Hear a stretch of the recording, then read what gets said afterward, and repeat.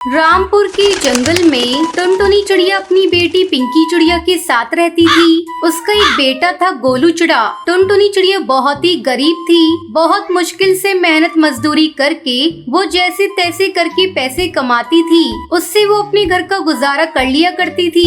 बारिश का मौसम शुरू होने वाला था। टुनटुनी चिड़िया का पूरा परिवार चिंतित था। माँ, बारिश का मौसम शुरू होने वाला है और अपना घोंसला कई जगह से टूट गया है। हमें दूसरा घोंसला बनाना पड़ेगा। हाँ, यही सोचकर तो मैं भी परेशान हूँ, लेकिन क्या करूँ? मेरे पास इतने पैसे नहीं कि मैं दूसरा घोंसला बना सकूँ। तभी गोलू चिड़ा वहाँ आता है। माँ, मैं अपने दोस्तों के साथ खेलने जाऊँ? ठीक है, चला जा, लेकिन शाम होने से पहले घर लौट आना। गोलू चिड़ा खेलने के लिए चला जाता है। बोलो ना माँ, अगर बारिश अभी शुरू हो गई तो हम लोग कहाँ जाएंगे? तो रुक, मैं अभी कुछ सोचती हूँ। तब तक तू मेरे लिए चाय बना कर ला। पिंकी चिड़िया चाय बनाने चली जाती है और थोड़ी देर बाद चाय बनाकर अपनी माँ को देती है। टुनटुनी चिड़िया चाय पीने लगती है। पिंकी चिड़िया, मैं सोच रही हूँ क्यों ना मैं जहाँ काम करती हूँ वहाँ से कुछ रुपए कर्ज ले लूँ, फिर धीरे धीरे चुका दूंगी। माँ, पहले से ही तुम्हारे ऊपर बहुत कर्ज है, फिर से कर्ज लोगी तो हम खाएंगे कहाँ से? तो क्या करूँ पिंकी चिड़िया, तू ही बता। इस तरह कुछ दिन बीत जाते हैं और बारिश का मौसम शुरू हो जाता है। टुनटुनी चिड़िया अपने मालिक कड़कनाथ सेठ के पास कर्ज मांगने जाती है। सेठ जी, मुझे थोड़ा कर्ज चाहिए। मुझे अपना नया घोंसला बनाना है। बारिश हो गई है, मेरे पूरे घर में पानी टपक रहा है, रहना मुश्किल हो रहा है।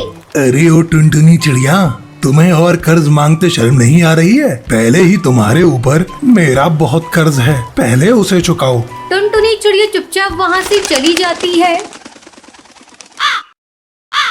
ऐसे में एक दिन जोरों से बारिश होने लगती है। टुनटुनी चिड़िया का पूरा घर पानी से भर जाता है। माँ, जल्दी चलो यहाँ से, अगर घोंसला टूट गया तो हम सब दबकर मर जाएंगे। ये सब देखकर टुनटुनी चिड़िया रोने लगती है।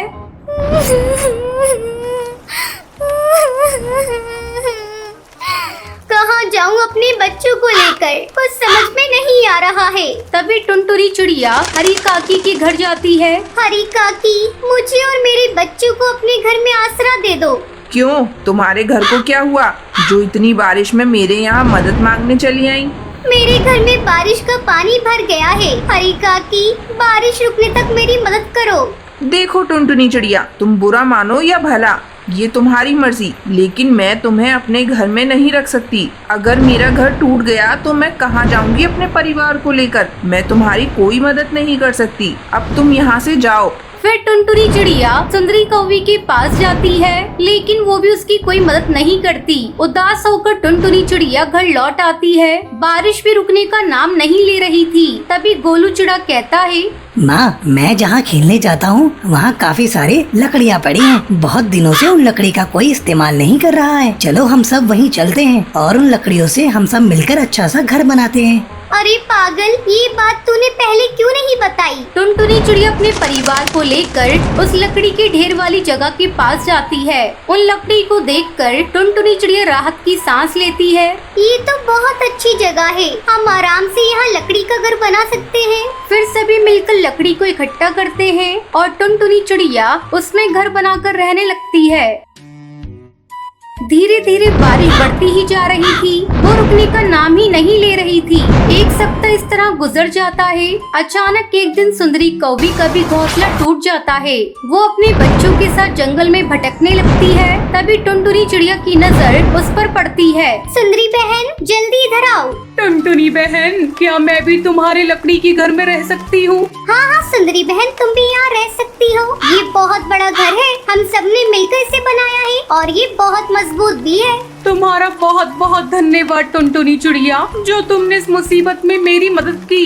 इस तरह जंगल के कई पक्षी उस लकड़ी के बने घर में खुशी खुशी रहने लगते हैं।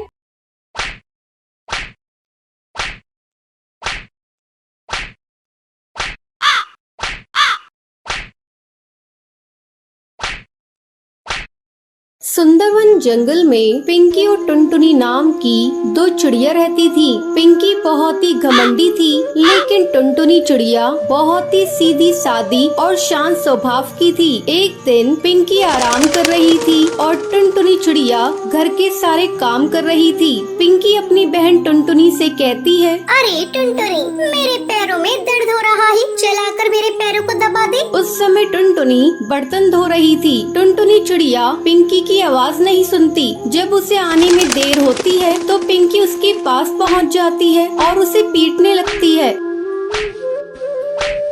पता नहीं अपने आप को क्या समझती है। मैं पुकार रही हूँ और तू है कि सुनती ही नहीं।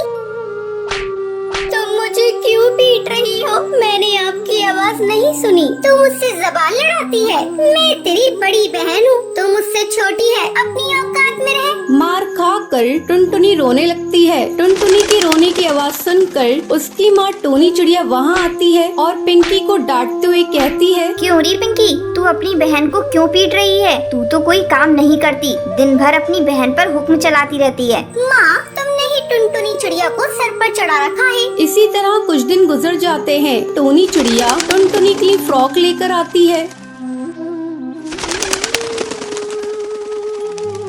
और टुनटुनी को देते हुए कहती है, टुनटुनी, ये ले, मैं तेरे लिए फ्रॉक लाई हूँ। तभी वहाँ पिंकी आ जाती है और टोनी चिड़िया के हाथ से फ्रॉक छीन लेती है। तुम मेरे साथ बहुत भेदभाव करती हो। फ्रॉक मैं लूंगी। टुनटुनी चिड़िया ये फ्रॉक लेकर क्या करेगी? पिंकी फ्रॉक लेकर वहाँ से चली जाती है और फिर कमरे में जाकर वहीं से आवाज लगाती है, माँ, मुझे बहुत जोरों की भूख लगी है। मेरा खाना मेरे कमरे में भेज दो। थोड़ी देर बाद टुनटुनी चिड़िया पिंकी को खाना देने जाती है। पिंकी थोड़ा सा खाना खाकर कहती है, छी, ये तूने कैसा खाना पकाया है? खाने में कोई टेस्ट ही नहीं है। इतना कहकर पिंकी खाने को फेंक देती है।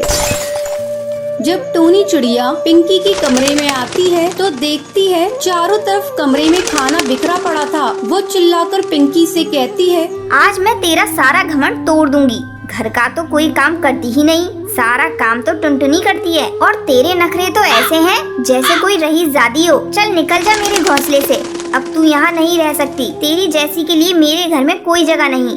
अपनी माँ के गुस्से को देखकर पिंकी की सिट्टी बिट्टी गुम हो जाती है। इससे पहले उसने कभी अपनी माँ को इतने गुस्से में नहीं देखा था। वो माफी मांगने लगती है। मुझे मत निकालो, मुझे माफ कर दो। मैं आगे से ऐसा कुछ भी नहीं करूँगी। जो कहोगी मैं वैसा ही करूँगी। लेकिन टोनी चिड़िया पिंकी की एक बात नहीं मानती। वो धक्के मार कर पिंकी को घोंसले से बाहर कर देती है। पास में खड़ी टुनटुनी ये सब देख रही थी। उससे अपनी दीदी का रोना देखा नहीं जा रहा था। वो अपनी माँ से कहती है, माँ, दीदी को माफ कर दो। आगे से दीदी ऐसा कभी नहीं करेंगी। टुनटुनी, तेरी बहन ने तेरे साथ इतना बुरा किया, फिर भी तू उसे माफ करने को कह रही है। टुनटुनी अपनी माँ को बहुत मनाती है। बहुत मनाने के बाद टोनी चिड़िया मान जाती है। उस दिन के बाद से पिंकी घमंड करना छोड़ देती है और अपनी बहन टुनटुनी के साथ खुशी खुशी रहने लगती है। सुंदरवन के जंगल में टुनटुनी चिड़िया पक्षियों के घरों में काम करके अपने घर का गुजारा करती थी। अजय, क्या कर रहे हो? बार बार आ रहे हो, जा रहे हो, देख नहीं रहे हो? टुनटुनी चिड़िया पोछा लगा रही है, सूख तो जाने दो।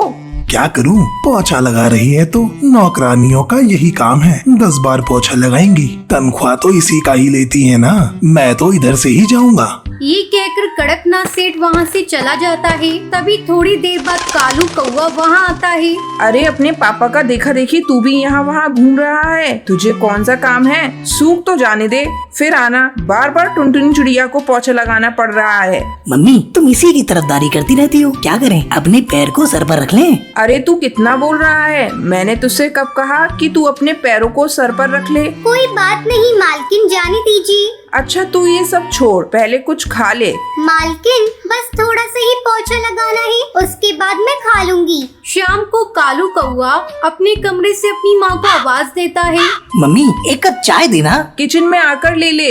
मम्मी मैं काम कर रहा हूँ, तुम ही दे दो ना। सुंदरी कौवी टुनटुनी चिड़िया से चाय देने की कह देती है। ये लीजिए कालू भैया। तेरी हिम्मत कैसे हुई चाय लाने की, और तूने मुझे भैया क्यों कहा? मुझसे रिश्ता मत जोड़। कालू कौवा टुनटुनी चिड़िया पर चाय फेंक देता है। तभी टुनटुनी चिड़िया रोने लग जाती है।